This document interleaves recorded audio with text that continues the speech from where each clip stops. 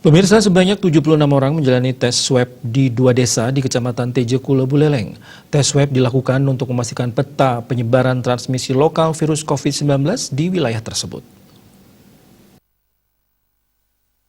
Pelaksanaan tes swab dilakukan oleh Dinas Kesehatan di 2 desa di Kecamatan Tejekula, yakni Desa Bondalem dan Desa Jula.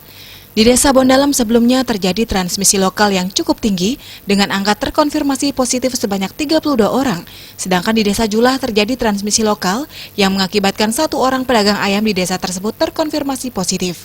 Dari kasus tersebut, Dinas Kesehatan Buleleng melakukan tracing terhadap kasus di Desa Jula dan melakukan klaster random di Desa Bondalem untuk melakukan pemetaan pada kasus transmisi lokal di desa tersebut.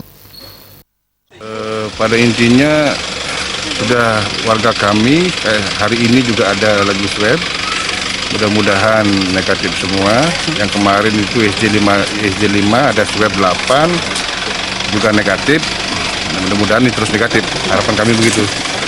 Dan harapan kami juga yang terakhir ini, karena tanggal 16 sudah masa selesainya karantina, tanggal 17 kami harap sih bisa beraktivitas seperti semula, tapi tetap menjaga